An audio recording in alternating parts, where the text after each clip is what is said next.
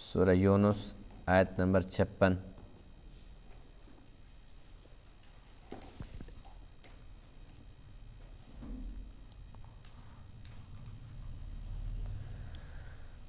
اعوذ باللہ من الشیطان الرجیم،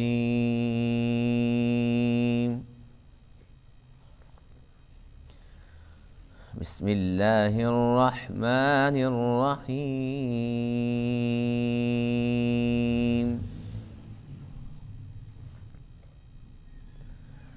یا ایہا الناس قد جاءتکم موعظۃ من ربکم وشفاء لما فی الصدور وہدی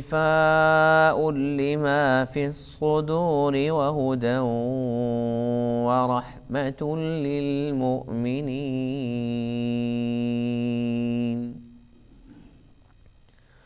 قل بفضل اللہ وبرحمتہ فبذلک فلیفرحوا هو خیر مما یجمعون۔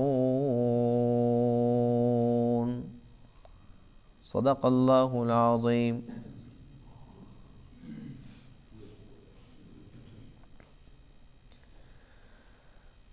آج کے درس میں آیت کریمہ میں قرآن مقدس کی تعریف ہے۔ اللہ تعالیٰ کا پاک ارشاد ہے کہ یہ وہ کلام ہے جس میں ایک تو نصیحت کی باتیں ہیں، دوسرا یہ کہ روحانی امراض سے، جسمانی امراض سے اس میں شفا ہے، تیسرا یہ کہ اس کے اندر ہدایت ہی ہدایت ہے، چوتھا یہ کہ ایمان والوں کے لیے اس کے اندر اللہ کی رحمت ہی رحمت ہے۔ جب ایسے قابل تعریف قرآن کے ہوتے ہوئے اگر کوئی شخص خوش نہ ہو تو اس کی بدنصیبی کی بات ہے۔ اللہ فرماتے ہیں کہ بس یہ یوں سمجھ لو کہ میرا فضل ہے، اور جس کو میں یہ دولت عطا فرما دوں اسے چاہیے کہ وہ اس دولت پر، اللہ کی اس نعمت پر، اللہ کے اس فضل پر خوش ہو، اور اس کے بالمقابل انسان کے پاس دنیا کی چیزیں جو کچھ بھی ہو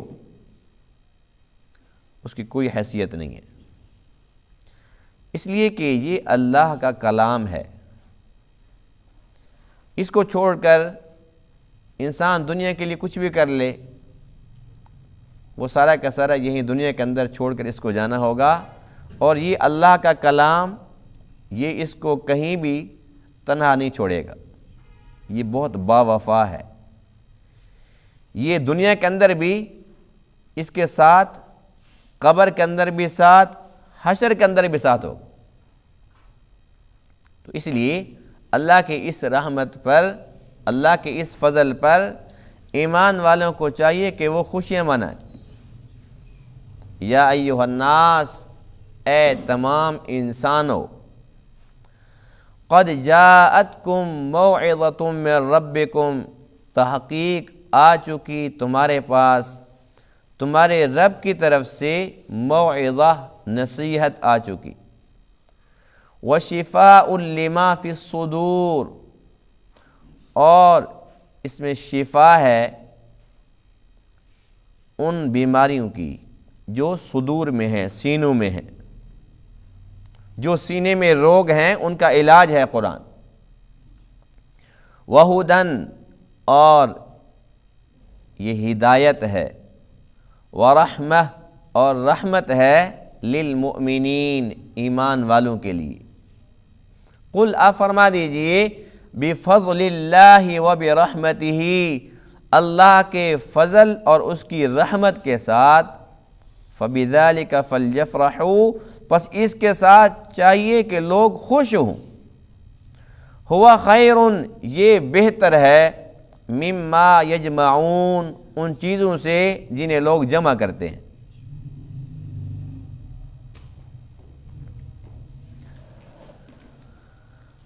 قرآن مقدس کی تعریف میں ان آیات کریمہ کے اندر قرآن کی 4 صفات کا تذکرہ ہے۔ کتنی صفات کا ہے؟ 4 کا۔ سب سے پہلی صفت ہے موعظہ، اس کے اندر نصیحت ہے، اور نصیحت کا تعلق عموماً ظاہر سے ہوتا ہے۔ انسان کو ایسی حرکت کر رہا ہوتا ہے، کوئی بڑا، کوئی استاذ، اس کے ماں باپ اس کو نصیحت کرتے ہیں، بیٹا ایسے نہیں کرتے، ایسے کرتے ہیں۔ ظاہر سی بات ہے کہ وہ چیز ان کو نظر آتی ہے، اس کو ٹوکتے ہیں، اس کو نصیحت کرتے ہیں۔ تو اس کا مطلب یہ ہوا کہ یہ قرآن موعظہ، نصیحت ہے، یہ ہمارے ظاہر کو ٹھیک کرتا ہے۔ ظاہری طور پر قرآن کیسے ٹھیک کرتا ہے؟ قرآن ایک انسان کو انسان بناتا ہے، اس کو انسانیت سکھاتا ہے، ایک مسلمان کو مسلمانی کا طریقہ سکھاتا ہے کہ ایک مسلمان کو کیسا ہونا چاہیے، تو اس کے ظاہر کو سنوارتا ہے، اس کے ظاہر کو درست کرتا ہے، ٹھیک کرتا ہے، اس کو ہر ایک قدم پر، ہر ایک موقع پر اس کو نصیحت کرتا ہے۔ دوسرے نمبر پر دوسری صفت یہ ہے وَشِفَاءٌ لِمَا فِي الصُّدُورِ، کہ اس کے اندر شفا ہے، اور شفا کا تعلق باطن سے ہے، ظاہر سے نہیں ہے۔ اس لیے کہ جو انسان کے اندر روگ ہو، کوئی بیماری ہو، روحانی بیماری ہو یا جسمانی بیماری ہو، وہ نظر تو نہیں آتی۔ خصوصی طور پر جو روحانی امراض ہیں وہ تو نظر نہیں آتی۔ ایک بندہ بیٹھا ہوا ہے، ٹھیک ٹھاک بیٹھا ہوا ہے، نہیں معلوم کہ اندر کتنا بغض لے کے بیٹھا ہوا ہے۔ ایک انسان سیدھا سادہ بیٹھا ہوا ہے، نہیں پتہ کہ اندر کتنا تکبر پال کے بیٹھا ہوا ہے، اندر کتنے کینے اس کے چل رہے ہیں، کتنی عداوت، کتنا بغض اس کے اندر چھپا ہوا ہے، کتنا یہ حاسد شخص بیٹھا ہوا ہے، حسد کی آگ میں جل رہا ہے، کچھ پتہ نہیں چلتا۔ یہ مہلک بیماریاں ہیں یا نہیں ہیں؟ نظر آتی ہیں؟ تو اللہ فرماتے ہیں کہ یہ قرآن ان بیماریوں کا علاج ہے۔ اس آیت میں تو وَشِفَاءٌ لِمَا فِي الصُّدُورِ، اس میں باطنی امراض کا علاج بتلایا ہے، لیکن جو ظاہری بیماریاں ہیں، انسان کو کوئی اور تکلیف، جیسے جسمانی تکلیف ہو جاتی ہے، تو جسمانی بیماریوں کا علاج بھی قرآن کے اندر ہے، اگرچہ اس آیت میں بظاہر نظر نہیں آ رہا، لیکن ہے۔ اور وجہ یہ ہے کہ حدیث پاک موجود ہے۔ حضور علیہ السلام نے ارشاد فرمایا علیکم بالشفاءین، 2 چیزوں کو لازم پکڑو، 2 چیزوں کو لازم پکڑو جن میں شفا ہے، العسل والقرآن، ایک شہد، دوسرا قرآن۔ شہد کے اندر اللہ تعالیٰ نے بہت ساری بیماریوں کا علاج رکھا ہے، شفا ہے، فیہ شفاء للناس، اس میں شفا ہے لوگوں کے لیے۔ اور جو قرآن ہے، فرمایا کہ اس کو بھی لازم پکڑو، اس کے اندر بھی تمہارا علاج چھپا ہوا ہے۔ اس لیے ہمارا ایمان ہے کہ جو جسمانی امراض ہیں ان پر بھی اگر ہم اللہ کا کلام پڑھتے ہیں، پڑھ کر پانی پہ دم کر کے اس کو پی لیتے ہیں، اپنے اوپر پھونک مار لیتے ہیں، تو وہ بیماریاں بھی ختم ہو جاتی ہیں۔ جس طریقے سے احادیث کے اندر بہت ساری صورتوں کی فضیلتیں آئی ہیں کہ یہ سورہ فلق، سورہ ناس، یہ پڑھ کے اپنے اوپر دم کر دو، اپنے اوپر اس کو پھونک مار دیا کرو، جھاڑ دیا کرو، تو اس کے اندر کیا ہوتا ہے کہ انسان کی جو بیماریاں ہوتی ہیں، جو مصیبتیں آنی ہوتی ہیں، وہ ختم ہو جاتی۔ بہرحال ایک تو قرآن کی صفت ہے کہ یہ ہے موعظۃ من ربکم، تمہارے رب کی طرف سے اس میں نصیحت ہے، یعنی کہ تمہارے ظاہر کو سنوارنے والی کتاب ہے، وشفاء لما فی الصدور۔ دوسرا یہ کہ جو باطنی امراض ہیں، تمہارے باطن کو بھی یہ سنوارتا ہے، تمہاری باطنی بیماریوں کو ختم کرتا ہے، تمہاری جو روحانی مہلک بیماریاں ہیں ان کا بھی اس کے اندر علاج ہے۔ وہ علاج کیسے ہوگا؟ جب پڑھیں گے تو کیا ہوگا؟ ہمارا عقیدہ درست ہوگا۔ سب سے بڑی بیماری کیا ہے؟ کفر کی بیماری ہے۔ سب سے بڑی بیماری کیا ہے؟ شرک کی بیماری ہے۔ سب سے بڑی بیماری نفاق کی بیماری ہے۔ یہ سب سے زیادہ مہلک ہیں، بہت خطرناک ہیں، یہاں تک کہ یہ تو تینوں چیزیں، تینوں بیماریاں انسان کو جہنم کے اندر پہنچانے والی ہیں۔ اگر یہ تینوں نہیں ہیں، انسان مومن ہے، مسلمان ہے، پھر اس کے بعد جو روحانی بیماری ہیں وہ غیبت کرنا، چغل خوری کرنا، حسد کرنا، تکبر کرنا، بغض اور کینہ دل کے اندر رکھنا، یہ مہلک بیماری ہیں۔ یہ اس کے ایمان کو ختم نہیں کرتی لیکن اس کے اعمال کو ختم کر دیتی ہے۔ جیسے کہ حدیث پاک میں ہے ایاکم والحسد، حسد سے بچو، فإن الحسد یأکل الحسنات، حسد کی بیماری نیکیوں کو ایسے کھا جاتی ہے کما تأکل النار الحطب، جیسا کہ آگ لکڑیوں کو ختم کر دیتی۔ حسد کی بیماری یہ نظر تو نہیں آتی لیکن جو نیکی ہیں ان کی دشمن ہے، ختم کر دیتی ان کو۔ اسی طریقے سے آپس کے اندر بغض اور کینہ نیکیوں کا دشمن ہے، ان کو ختم کر دیتا ہے۔ بہت ساری بیماریاں تو ایسی ہیں، اتنی مہلک ہیں حدیث پاک میں کہ ان کے ہوتے ہوئے انسان کو شب قدر بھی نصیب ہو جائے، دل میں کینہ ہے، سب کی بخشش ہو گئی لیکن کینے والی کی نہیں ہوئی۔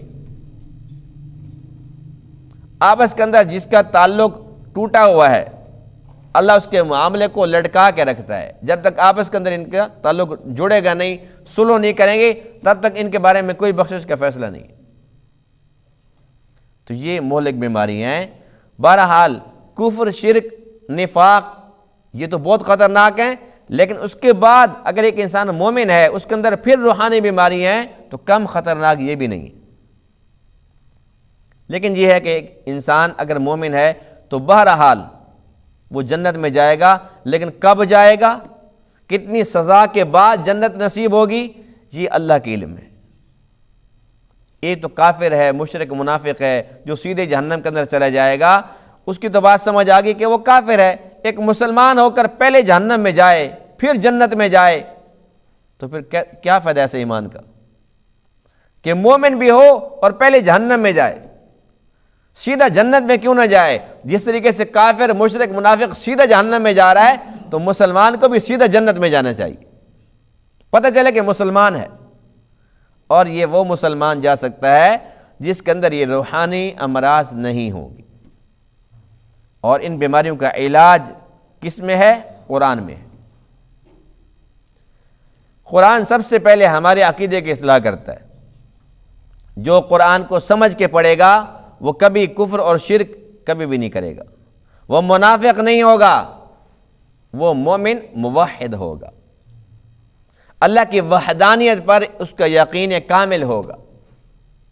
تو قرآن سب سے پہلے ہمارے عقیدے کی اصلاح کرتا ہے، اس لیے کہ یہ سب سے بڑی بیماری ہے اور اس کا علاج قرآن ہے۔ وَشِفَاءٌ لِّمَا فِي الصُّدُورِ، اس کا یہ مقصد۔ اب آگے مطلب سمجھ۔ دوسرا اس کا مفہوم ہم اس کو یوں بھی کہہ سکتے ہیں، یہ دو صفات ہیں نا، کہ ایک تو قرآن نصیحت ہے یعنی کہ ہمارے ظاہر کو سنوارتا ہے، دوسرا یہ کہ شفاء لما فی الصدور، جو سینوں کی بیماری ہیں، جو اندرونی مہلک امراض ہیں، ان کا علاج کرتا ہے، ہمارے باطن کو سنوارتا ہے۔ تو ہم اس کو دوسرے لفظوں میں یہ بھی کہہ سکتے ہیں کہ جو پہلی صفت ہے اس کا تعلق شریعت سے ہے۔ موعظہ قرآن نصیحت ہے، اس کا تعلق شریعت سے ہے۔ کس چیز سے ہے؟ شریعت سے۔ اور شفاء لما فی الصدور یہ ہمارے باطن کو سنوارتا ہے، اس کا تعلق طریقت سے ہے۔ کس چیز سے ہے؟ طریقت جانتے ہیں؟ کوئی نہیں جانتا؟ کسی کو نہیں پتا نا؟ چلو شکر الحمدللہ۔ شریعت کو جانتے ہیں؟ اس کا بھی نہیں پتا؟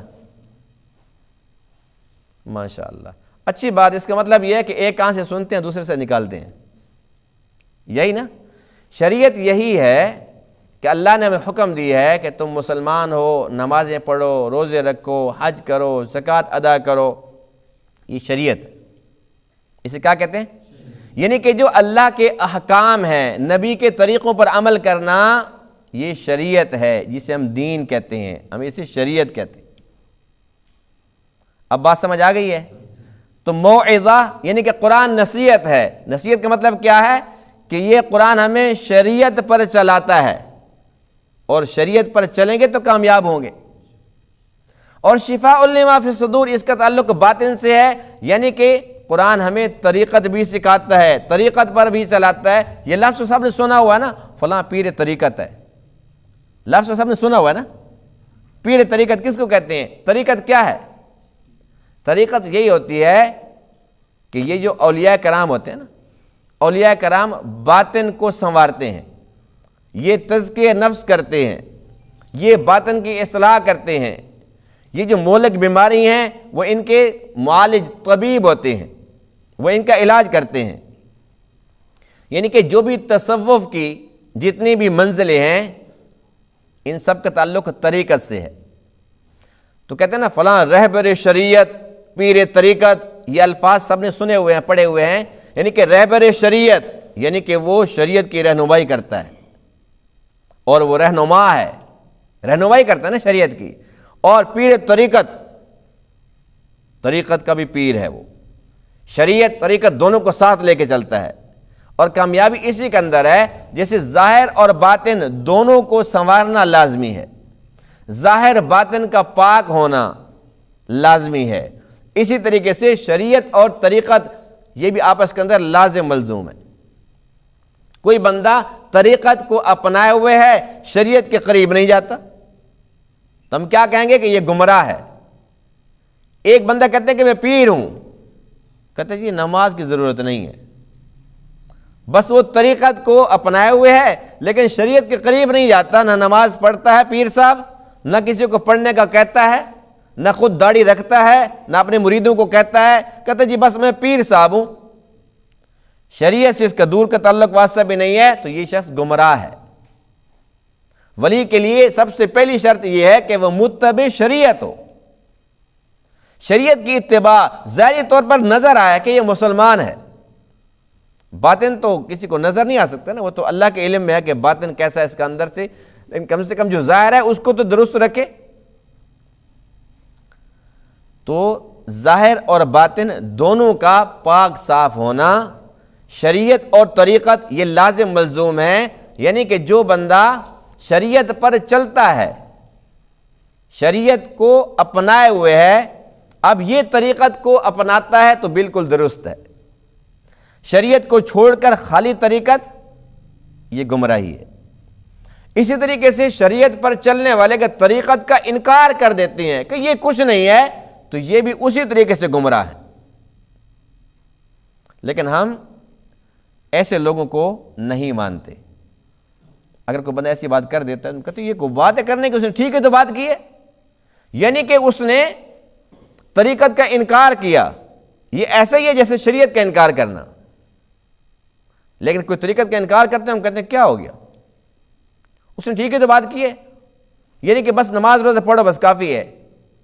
یوں پوری زندگی نمازیں پڑھتے رہو، اگر طریقت نہیں ہے، یعنی کہ من صاف نہیں ہے، اگر اندر صاف نہیں ہے، تو یہ نمازیں سر سے اوپر بھی نہیں جاتی، اللہ کے عرش کے پاس تو کیا جائیں گی۔ جب اللہ کی پہچان ہی نہیں ہے، جب اندر روحانی بیماریاں پل رہی ہیں اور پلی ہوئی ہیں، تو پھر خالی نمازوں کا بھی کچھ فائدہ نہیں ہے۔ جس طریقے سے کوئی بندہ شریعت پر چلتا ہے، طریقت کو چھوڑتا ہے، یہ طریقت پہ چلتا ہے اور شریعت کو چھوڑتا ہے، دونوں ایک جیسے ہیں، دونوں برابر ہیں۔ کوئی بات سمجھ بھی آ رہی ہے نہیں آ رہی؟ سجاد بھی تو سمجھ آ گئی، شکر الحمدللہ۔ آپ کو تو نہیں سمجھ آئی؟ آ گئی ہے؟ تو اللہ کیا فرماتے ہیں؟ یا ایھا الناس، اے تمام انسانوں، قد جاءتکم موعظۃ من ربکم، یہ تمہارے پاس تمہارے رب کی طرف سے ایک نصیحت کی بات آئی ہے۔ قرآن یہ نصیحت ہے تمہارے رب کی طرف سے، یہ تمہیں شریعت سکھانے والی کتاب ہے۔ وَشِفَاءٌ لِمَا فِي الصُّدُورِ، اور جو سینوں میں روگ ہیں، جو اندر کے علاج ہیں، روحانی بیماری ہیں، ان کے لیے بھی شفا ہے، تمہارے باطن کا علاج ہے۔ اس کے اندر تمہارے لیے طریقت کا درس ہے۔ تو اللہ تمہارے ظاہر کو بھی سنوارتا ہے، تمہارے باطن کو بھی سنوارتا ہے اس کلام کے صدقے سے، اور اسی طریقے سے دوسرے لفظوں میں اللہ تمہیں شریعت بھی سکھاتا ہے، تمہیں طریقت بھی سکھاتا ہے۔ کتنی صفات ہو گئی ہیں؟ 2 ہو گئی ہیں۔ تیسرے نمبر پہ ہے وَہُدًا، اور چوتھے نمبر پر ہے وَرَحْمَةً، ہدایت اور رحمت۔ ہدایت کیا ہے؟ ہدایت یہ وہی ہدایت ہے جس کے بارے میں اللہ نے ہمیں اپنا فیصلہ سنا دیا کہ ہدایت پر ہوتے ہوئے پھر ہدایت مانگو۔ اہدنا الصراط المستقیم، اہدنا الصراط المستقیم، اے اللہ صراط مستقیم کی طرف چلا، ہمیں ہدایت دے دے، ہماری رہنمائی فرما دے، سیدھا راستہ دکھا دے۔ یعنی کہ ہر بندہ محتاج ہے، اور یہ وہ دولت ہے، یہ وہ نعمت ہے جو کائنات کی سب سے بڑی نعمت ہے، اور یہ اللہ کا اٹل فیصلہ ہے کہ جس کے اندر طلب نہیں ہے، بے طلب شخص کو میں ہدایت نہیں دوں گا۔ اللہ تعالیٰ بغیر طلب کے بے طلب شخص کو ہدایت نہیں دیتا، اور اللہ کا یہ فیصلہ ہے اِنَّكَ لَا تَهْدِي مَنْ أَحْبَبْتَ وَلَكِنَّ اللَّهَ يَهْدِي مَنْ يَشَاءُ، اے میرے محبوب جس کو آپ چاہتے ہیں ہدایت دینا آپ بھی نہیں دے سکتے، اللہ جس کو چاہتا ہے دیتا ہے۔ وَهُوَ أَعْلَمُ بِالْمُهْتَدِينَ، اور وہ زیادہ بہتر جانتا ہے کہ کس کو دینی ہے کس کو نہیں دینی۔ اللہ تعالیٰ ہدایت یافتہ لوگوں کو زیادہ جانتا ہے۔ تو ہدایت ایسی دولت ہے، ہر ایک بندہ اس کا محتاج ہے۔ ہدایت پر ہوتے ہوئے جو بندہ دعا مانگتا ہے اللہ مجھے اور ہدایت دے، مجھے اور ہدایت دے، صراط مستقیم پر ہوتے ہوئے پھر دعا کرتا ہے اللہ صراط مستقیم پر چلا، صراط مستقیم پر چلا، اللہ تعالیٰ اس نعمت کے اندر اضافہ فرماتے رہتے ہیں، ایمان کی سطح بلند ہوتی رہتی ہے، ہدایت کا مقام بڑھتا رہتا ہے، یہاں تک کہ پھر اللہ تعالیٰ اپنے بندے کو اس پر استقامت عطا فرما دیتے ہیں، اور اسی پر انسان کا خاتمہ فرما دیتے ہیں، اور یہی مقصود ہے۔ تو ہدایت کہاں سے ملے گی؟ اللہ فرماتے ہیں کہ یہ بھی قرآن سے ملے گی۔ کتنی صفات ہو گئی؟ 3 ہو گئی۔ چوتھے نمبر پہ رحمت ہے، فرمایا کہ وَرَحْمَةٌ لِّلْمُؤْمِنِينَ، یہ رحمت تو ہے لیکن ایمان والوں کے لیے، اس لیے کہ جو کافر ہیں قرآن کو وہ بھی دیکھتے ہیں، اللہ کا کلام تو موجود ہے لیکن وہ تو اس کی بے حرمتی کرتے ہیں، وہ تو اس کی توہین کرتے ہیں، اس لیے ان کے لیے رحمت نہیں ہے قرآن۔ قرآن اس کے لیے رحمت ہے جو مومن ہے۔ اس سے ایک اور بات بھی سمجھ آ گئی کہ جس طریقے سے ایک غیر مسلم، ایک کافر ہے، جس طریقے سے ایک منافق ہے، مشرک ہے، اس کے لیے قرآن باعث رحمت نہیں ہے، اس لیے کہ وہ قرآن کو مانتے ہی نہیں، اس سے وہ رحمت مانتے ہی نہیں ہے، اس سے رحمت لینا چاہتے ہی نہیں ہے، تو پھر اللہ کو کیا ضرورت پیش ہے کہ اس کو رحمت دے زبردستی؟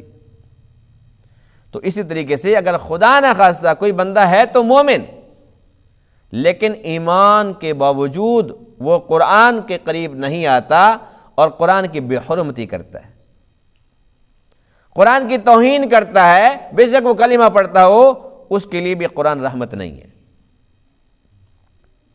اس لیے کہ دیکھو ہم قرآن پڑھتے ہیں اور قرآن کے اندر ایک لفظ ہے لعنت اللہ علی الظالمین، کہ ظالموں پر اللہ کی لعنت قرآن میں ہے یا نہیں ہے؟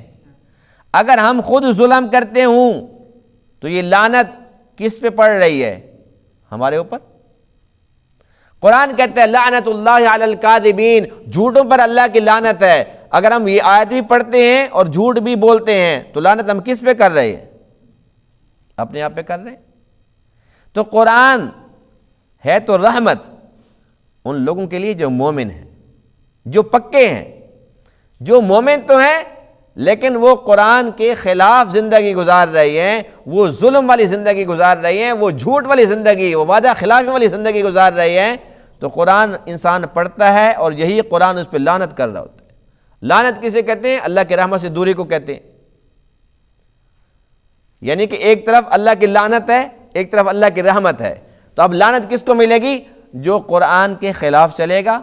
رحمت کس کو ملے گی؟ جو قرآن کے مطابق زندگی بسر کرے گا۔ تو یہ 4 صفات ہیں، چاروں بہت پیاری ہیں، ایک سے بڑھ کر ایک ہے۔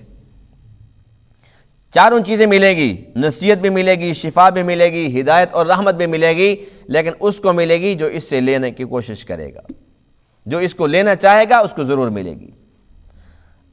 دوسری آیت، آخری آیت ہے، قُلْ بِفَضْلِ اللَّهِ وَبِرَحْمَتِهِ، فرمایا کہ یہ اللہ کا فضل ہے، اس کی رحمت ہے، فَبِذَلِكَ فَلْيَفْرَحُوا، اس کے ساتھ چاہیے کہ یہ خوش ہوں۔ یہ اللہ فرما رہا ہے، یعنی کہ اللہ نے اپنے کلام کے بارے میں فرمایا کہ یہ میرا فضل ہے۔ اللہ کا قرآن یہ اللہ کا فضل ہے کہ نہیں ہے؟ خالق نے مخلوق کو اپنا کلام عطا فرما دیا، اس کا فضل نہیں ہے تو اور کیا ہے؟ اللہ فرماتے ہیں کہ جس میں یہ صفات ہیں جو تم نے ابھی دیکھی ہیں، یہ اللہ کا فضل، اس کی رحمت ہے کہ نہیں ہے؟ فرمایا کہ فَلْيَفْرَحُوا، خوش ہو جاؤ۔ جس کو یہ دولت مل جائے قرآن کی، اسے چاہیے کہ وہ خوشیاں منائے۔ اور کیوں خوشیاں منائے؟ ہوا خیر مما یجمعون، دنیا کے اندر جتنے بھی لوگ ہیں جو کچھ جمع کر رہے ہیں، دنیا کی چیزیں جمع کر رہے ہیں، یہ قرآن اس سے بہتر ہے۔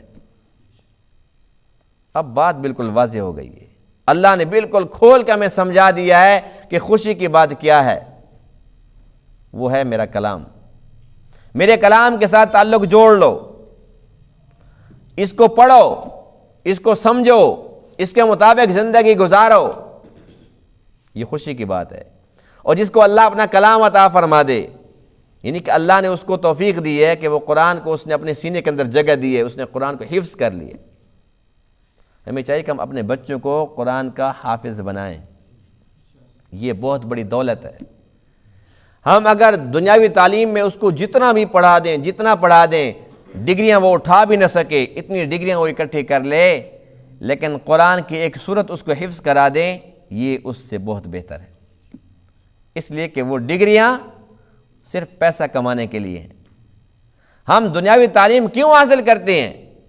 ہم بی اے کیوں کرتے ہیں، بی ایڈ کیوں کرتے ہیں، پھر ایم اے ایم ایڈ کیوں کرتے ہیں، M Phil P H D کیوں کرتے ہیں، ایل ایل بی کیوں کرتے ہیں؟ بھائی یہ ڈگری ہوگی تو میری یہ نوکری لگے گی، میری یہ ڈگری ہوگی تو میری یہ نوکری لگے گی، پھر میرا اتنا فلاں رینک ملے گا، پھر مجھے اتنی تنخواہ ملے گی۔ یعنی کہ شروع سے ہی بنیاد یہی ہے کہ میں نے یہ کرنا ہے اور اتنا کمانا ہے۔ تو ڈگریاں ہیں دنیا کے لیے، تو اللہ کے ہاں ان کی کیا حیثیت، کیا وقت ہے؟ تو اللہ نے اس آیت میں بتلا دیا کہ جو اصل ڈگری ہے، سب سے بڑی ڈگری، جو ٹاپ کی ڈگری ہے، وہ اللہ کا کلام ہے۔ فرمایا قُلْ بِفَضْلِ اللَّهِ، اے میرے نبی، اے میرے محبوب، فرما دیجئے اللہ کے فضل کے ساتھ، وَبِرَحْمَتِهِ، اس کی رحمت کے ساتھ، فَبِذَلِكَ فَلْيَفْرَحُوا، اس کے ساتھ تو خوش ہو جاؤ۔ اگر میں نے کسی کو اپنا کلام دے دیا ہے، اتنی بڑی ڈگری سے نواز دیا ہے، خوش ہو جاؤ، اس لیے کہ ہوا خیر مما یجمعون، یہ بہت بہتر ہے اس سے جو لوگ جمع کر رہے ہیں۔ لوگ کیا جمع کر رہے ہیں؟ دنیا کما رہے ہیں، کوئی تجارت کر رہا ہے تو کوئی زراعت کر رہا ہے تو کوئی نوکری کر رہا ہے، کوئی ڈگریاں اکٹھی کر رہا ہے، انسان کچھ بھی کر رہا ہے، جتنا بھی انسان جمع کر لے، فرمایا کہ قرآن ان سب سے بہتر ہے۔ اس لیے کہ یہ ڈگریاں دنیا تک ہیں، لیکن یہ ڈگری جو قرآن کی ڈگری ہے، جو اصل ڈگری ہے، سب سے اعلیٰ ٹاپ کی ڈگری ہے، یہ صرف دنیا تک نہیں ہے، یہ قبر کے اندر بھی کام دے گی ڈگری، دے گی کہ نہیں دے گی؟ حشر کے میدان میں بھی یہ ڈگری کام آنے والی ہے۔ اللہ کے نبی فرماتے ہیں قیامت کے دن قرآن جھگڑا کرے گا، کس کے بارے میں؟ جو اس کا دوست تھا، اے اللہ اس کو جہنم میں نہیں بھیجنا، میں اس کو نہیں جانے دوں گا۔ اللہ کے نبی فرماتے ہیں اللہ اس کا جھگڑا قبول فرمائے گا، سفارش کرے گا، یعنی کہیں پر سفارش کی ضرورت ہے تو سفارش کرے گا، کہیں پر جھگڑے کی ضرورت ہے تو جھگڑا کرے گا۔ اور سفارش کے اندر دونوں باتیں ہیں، کسی کے حق میں سفارش کرے گا تو کسی کے خلاف بھی کر دے گا۔ جو قرآن سے محبت کرتے ہیں، جو قرآن کو پڑھتے ہیں، اس کے مطابق زندگی گزارتے ہیں، ان کے بارے میں سفارش کرے گا، یا اللہ میں سفارش کرتے اس کو جنت میں بھیج دے۔ اللہ کے نبی فرماتے ہیں کہ اللہ تعالیٰ قرآن کی سفارش قبول فرمائے گا۔ اور جو قرآن کو پس پش ڈالتے ہیں، قرآن نے ان کے خلاف سفارش کر دی، اللہ نے وہ بھی رد نہیں کرنی۔ اس لیے قرآن کوئی معمولی چیز نہیں ہے۔ جب بھی ہم قرآن کو سامنے رکھیں تو سب سے پہلے ہم قرآن کو سامنے رکھ کے اور اس کے بعد یہ سوچیں سبحان اللہ، یہ اللہ کا کلام ہے، یہ خالق کا کلام ہے، اتنی شان والے رب کا کلام ہے، اتنی عظمت والا کلام ہے۔ ہم قرآن کو یہ نہ دیکھیں کہ یہ کاغذ ہے، نہیں، یہ ہم کاغذ نہیں ہیں، یہ اللہ کا کلام ہے۔ اور ایک انسان کو اگر سمجھ نہیں بھی آتی، ظاہر سی بات ہے کہ یہ عربی زبان جس کو آئے گی اسی کو سمجھ آئے گی، کسی کو سمجھ نہیں بھی آتی، یہ بات تو سمجھ آتی ہے نا کہ جس کا کلام ہے میں پڑھ رہا ہوں اور وہ سن رہا ہے۔ ایسا ہوتا ہے نہیں ہوتا؟ اگر اتنا بھی دھیان نصیب ہو جائے تو یقین جانیے کہ سورہ فاتحہ پڑھنا بھی مشکل ہو جائے گا، کہ ہم پڑھ رہے ہیں اور جس کا کلام ہے وہ خود سن رہا ہے۔ پھر انسان ایسے تھوڑی پڑھے گا کہ بس ور کے بس آ رہے ہیں اور جا رہے ہیں، یہ پارہ ختم ہو گیا، ایسے تھوڑی پڑھیں گے۔ یہ تو بس ہم نماز بھی یوں ہی پڑھتے ہیں کہ ہمیں یقین ہی نہیں ہوتا کہ اللہ تعالیٰ دیکھ رہا ہے، قرآن بھی یوں ہی پڑھتے ہیں، یقین ہی نہیں ہے کہ اللہ تعالیٰ سن رہا ہے، اللہ تعالیٰ دیکھ رہا ہے۔ تو یقین اسی چیز کا نام ہے، مومن تو ہیں لیکن ابھی تک ہمیں یقین وہ حضوری نصیب نہیں ہو رہی۔ تو اس بات کی ہمیں پریکٹس کرنی ہوگی، کوشش کرنی ہوگی۔ جب ہم تنہائی کے اندر بیٹھتے ہیں، اللہ کے اندر بیٹھے ہیں، پڑھ رہے ہیں، تو پھر یہ تھوڑا سا دھیان کرنا پڑتا ہے کہ یہ کو میں پڑھ رہا ہوں، اللہ تعالیٰ سن رہا ہے تو حقیقت، لیکن ابھی تک یقین نصیب نہیں ہو رہا۔ تو اس بات کی ضرورت ہے کہ ایک تو اللہ کا کلام ہے، اس پر ہمیں خوش ہونا چاہیے۔ الحمدللہ اللہ نے ہمیں توفیق دی ہے پڑھنے کی، اللہ نے توفیق دی ہے سمجھنے کی، اللہ اور توفیق دے کہ ہم اس کے مطابق زندگی گزاریں۔ دوسرا یہ کہ قرآن سے ہم محبت کریں، دلی طور پر بھی محبت کریں، اور پتہ چلے کہ واقعی قرآن سے محبت کرنے والا ہے، اور یہ یقین پیدا کرنے کی کوشش کریں کہ یہ اللہ کا کلام ہے، حق سچ کلام ہے۔ ہم جب بھی اس کے قریب آتے ہیں، ہاتھ لگاتے ہیں تو وہ رب دیکھ رہا ہوتا ہے، اس کو چومتے ہیں تو وہ رب دیکھ رہا ہوتا ہے، اس کو پڑھتے ہیں، سنتے ہیں، سمجھتے ہیں، رب دیکھ رہا ہوتا ہے۔ بس اگر یہ دھیان نصیب ہو گیا تو انشاءاللہ یہ محبت اور بڑھتی چلی جائے گی، یہاں تک کہ قرآن کے ساتھ ہماری پکی دوستی ہو جائے گی، اور قرآن ایسا دوست ہے جو با وفا ہے، بے وفا نہیں ہے، اور یہ مطلب پرست نہیں ہے، ہمارے مطلب پورا کرنے والا ہے۔ ہم مطلب پرست ہیں تو قرآن سے ہم مطلب پرستی کریں کہ بھئی پکی دوستی ہے، لیکن دیکھ لے قبر کے اندر پھر جو نا میرے پاس آنا ہے ضرور، حشر کے اندر مجھے تنہا نہیں ہونے دینا، مجھے پریشان نہیں ہونے دینا۔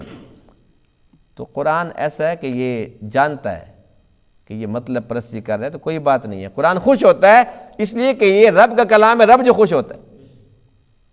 تو قرآن سے دوستی لگائیں کہ نہیں لگائیں گے؟ قرآن سے خود بھی دوستی لگانی ہے، اور بچوں کو قرآن شریف پڑھانا ہے، ناظرت و بہر صورت پڑھانا ہی پڑھانا ہے۔ کوشش ہمیں کرنی ہے کہ ہمارے بچے قرآن کے حافظ بن جائیں، اس لیے کہ یہ سب سے ٹاپ کی ڈگری ہے۔ انشاءاللہ دنیا کے اندر بھی اللہ تعالیٰ عزت دے گا، اور حشر کے اندر بھی عزت دے گا انشاءاللہ۔ اللہ تعالیٰ ان تمام باتوں کو سمجھنے عمل کرنے کی توفیق عطا فرمائے۔ وآخر دعوانا الحمدللہ رب العالمین۔